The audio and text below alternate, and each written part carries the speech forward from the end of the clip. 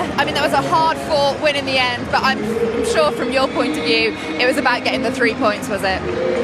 Yeah, that's all it was about, to be fair. You know, last week was a really intense week, 3 massive games. It was on such a high, and today, you know, we just needed to get the job done, and we did that, so we're happy. You got to watch that for a lot of the match. What was it like from the bench, watching that first half in particular?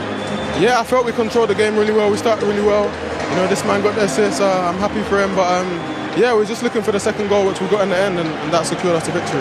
Yeah, Ben back in the side, another start for you this season, a second, and you had some marauding runs. You pulled the ball back for the opening goal as well. What was it like out there today? Yeah, it was nice. Yeah, obviously not played too many games this season.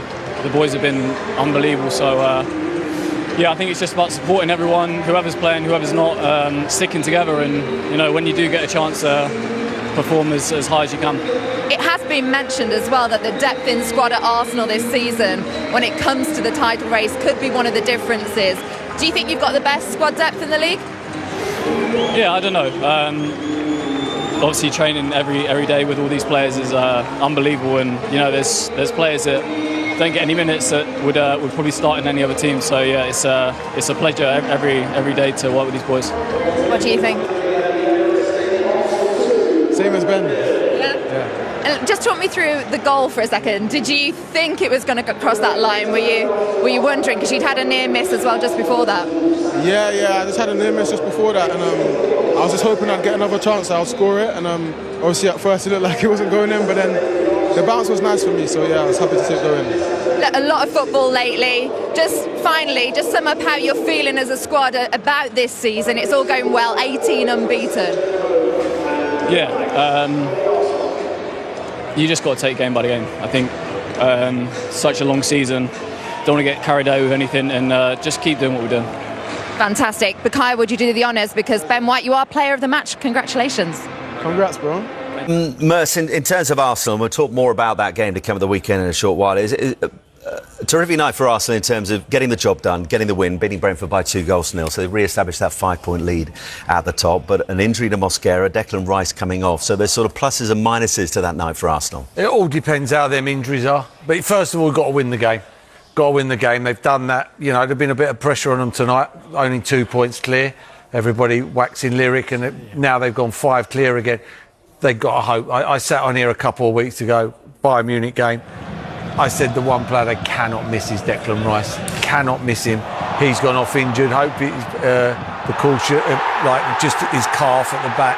But for me, he's the one they cannot miss, and it's a massive 48, 72 hours to make sure he's fit for that game on Saturday, where Villa could blow the title race wide open.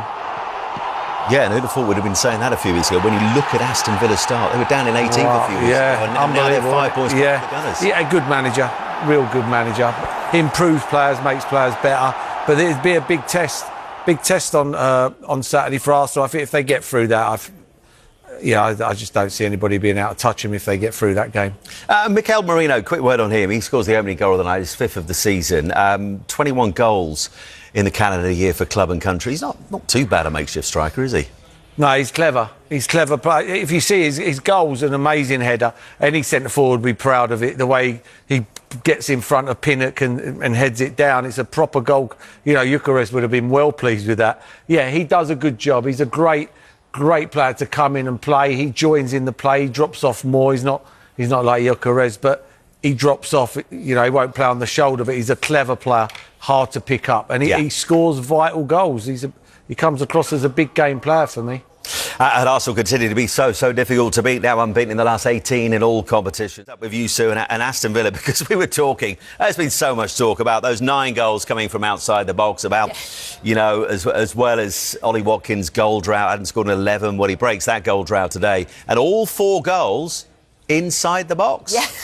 Yeah. And I think we were saying it was a positive that they've got those quality players that they can score from outside the box and from different players. I think the thing that we were all saying, there's a real upturn in form for Aston Villa. They're playing well, but it's just about, can Ollie Watkins get back into that goal scoring form? And you just think that's going to give him a huge amount of confidence. We know that he's been playing through an injury, so he's not quite been 100%. But like I say, that first goal was really brave, getting himself in front and putting the ball in the net. And then the second goal goal was just typical Ollie Watkins, wasn't it? It's a brilliant run in behind.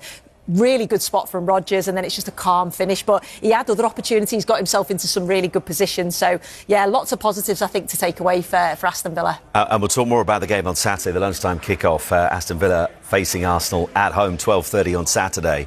But in terms of Aston Villa now heading into that game, they're up into third, 27 points, 5 points behind Arsenal. I know Emery and Villa fans will say, well, the Villa fans might say something very different, but he'll no doubt say we're not part of the title race. Well, right now they absolutely are. Can they maintain this? I mean, that's 8 wins in 9. Yeah, it's brilliant, isn't it? And I think because of the poor start that they had, we were all saying, what's happened to Aston Villa? You know, they can't pick up a point, they can't score a goal. But then they've got a manager, and a manager in Unai Emery that is just a class act. You know, he's so meticulous. You knew that he would find the solutions at some point, and that's exactly what he's done. He gets the best out of the players that he's got on there. He clearly wanted more players in the summer, didn't get those players, but he's working with what he's got, and he's certainly got a team that we know very well organised. We know that they've got quality, and they're certainly in form and have got that momentum. So because of the position that they're in, of course, you've got to say that they are in there. Merson, in terms of Arsenal, we'll talk more about that game to come at the weekend in a short while. 1-0. So too to Arsenal against Brentford. Mikel Moreno with another goal. And the players, Manu, that Mikel Arteta brought in tonight, all combining in the build-up. Yeah, great lineup from Arteta, and great movement between those two players. And I really like the way he made his header, you know, Mourinho, and he cut the cross, you know. We can see the desire he put into the header, you know, just in front of the defender, you know. And I wonder if Gyökeres was very happy with that, because since he played up front, he always scored goals. Yeah, times it really well, doesn't he? I mean, that's the whole essence of a centre forward in that situation, is to meet the ball literally a foot past the defender. So you've got to time your run perfectly.